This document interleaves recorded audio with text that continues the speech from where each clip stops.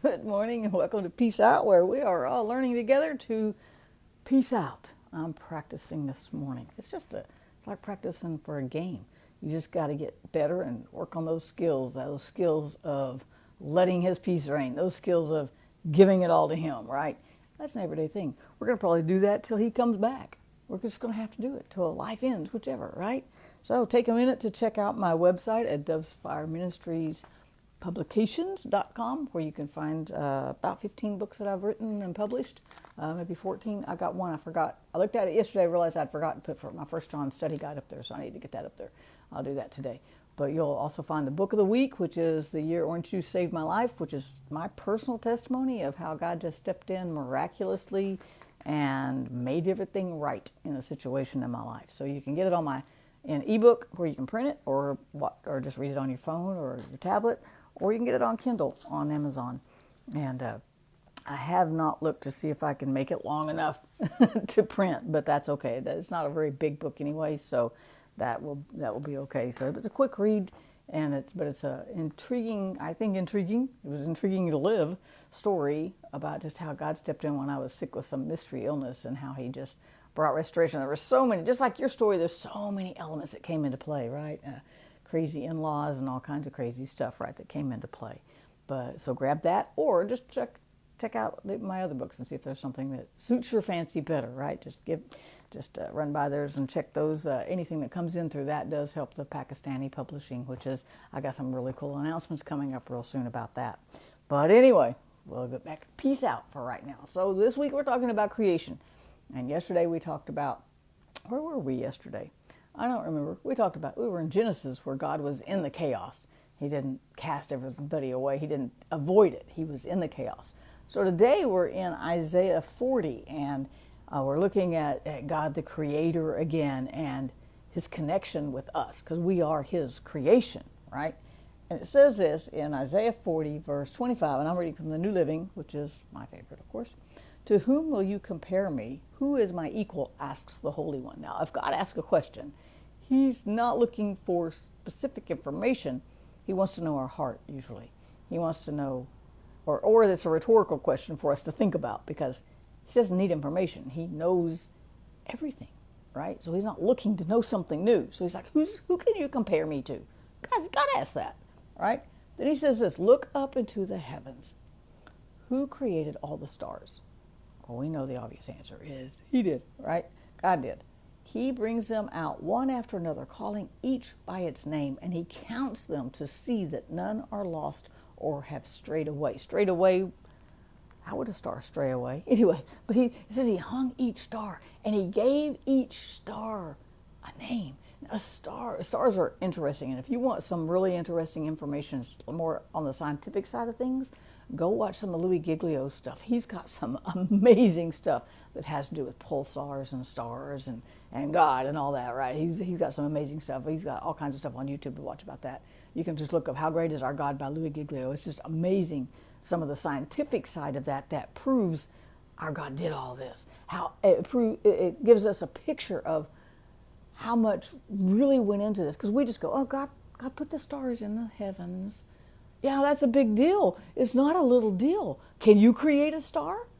Can you hang it in your house and go, this one is called that, and name them all, and then count them and make sure they're all still there, and watch over those stars, watch over that creation? You can't even make one star. I would wager a bet on that if I was a betting person. If I was a gambling person, I'm not.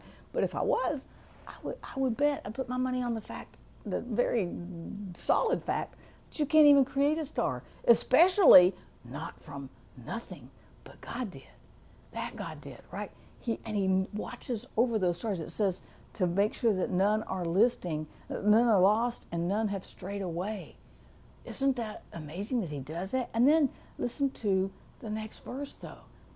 Oh, Israel, how can you say the Lord doesn't see your troubles? Wow, does that not just blow your mind? The God who hung the stars in the heavens, called them by name, told them to sit right there till He got ready for them to move. How could He not know when we're going through something? How could he not know about our lives? How could he not know about, because we're a living entity. He breathed his life into Adam, and it's still sustaining us. He didn't breathe his life into the stars, although they're beautiful, they're magnificent. It's an amazing part of creation that he did, but he didn't breathe his life into it, right? They're just fireballs in the sky that are beautiful to watch and very interesting to learn about, right? There's a sign, just a fact in science. You know, people have watched stars for, it was a star that led the shepherds to Jesus, led the kings all to Jesus when he was born, when peace came to earth. God used a star to guide them, right? There's so many things that go on with the stars. The stars and the moon and the sun, they all work together to form the seasons, and there's just there's a whole solar system out there. But he didn't breathe his breath life into it like he did Adam. So it says, how could you say the Lord doesn't see your troubles? How can you say he refuses to hear your case? Does that not just grab hold of your heart just a little bit and go, that same God that watches over creation knows exactly what's going on in my life, right? Have you never heard or understood? Don't you know that the Lord is the everlasting God, the creator of all the earth, the creator? He never grows. He did not hang all those stars and go, oh man, I'm so tired. I just need to take a few thousand years off, then I'll be back. Y'all just go do whatever y'all got to do. No, he doesn't get tired. He doesn't leave us. He doesn't. We don't go unnoticed. He feels every pain we feel. As a matter of fact, it says in Revelation that he collects every tear. He counts our tears. He knows every fear we have. He knows every emotion we have. He understands. He understands. He is listening. It says he gives power to those who are tired and worn out. He offers strength to the weak. He doesn't condemn us when we get tired. Because if I could just be quite honest, life can be very tiring. Just walking through life, just a day can be very tiring, right? We go through circumstances that test us, that try us, that wring out our emotions, and we can get tired. But God doesn't get tired.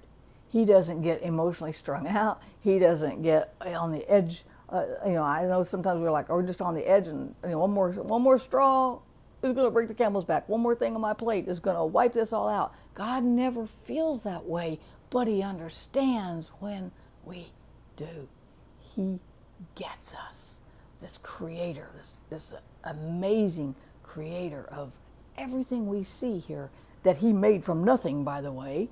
We definitely haven't ever, they keep trying to say they're creating this or this, they're cloning this and that, but they're using something. God didn't use anything but his power to create everything. That same God doesn't get tired, but knows when I am.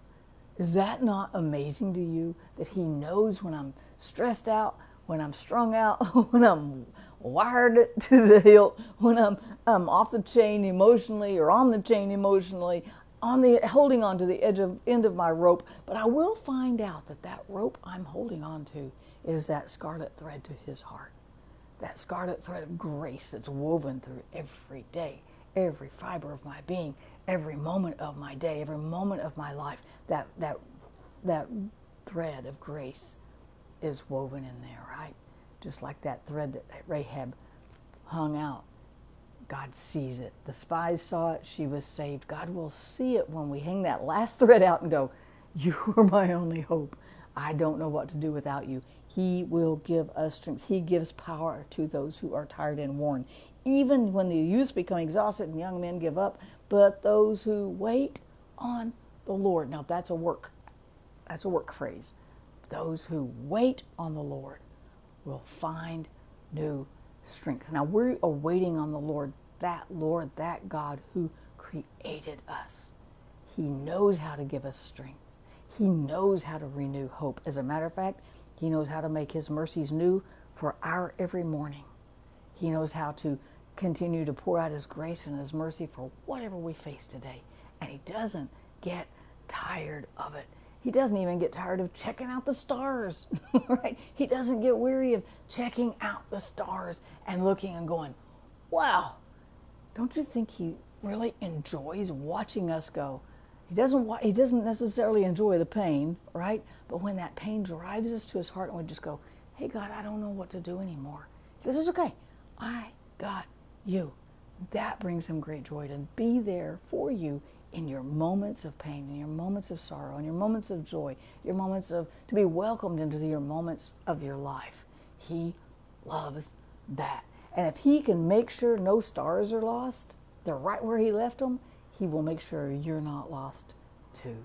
He will come after you and he will strengthen you as you wait on him. And I love that about God, that he is always there. He never goes, oh, you again. You're back. Great. Whew. Yay. No, he welcomes and he pours out that grace and he extends that mercy and he picks me up when I have to. He dusts me off when I need to. Gives me a kick in the booty when he needs to get me moving back in the right direction sometimes. But he is always waiting for me and you to wait on him. That's our God. That's our Creator God who put us here and knows exactly where we are. And he wants to walk through this day with you today too.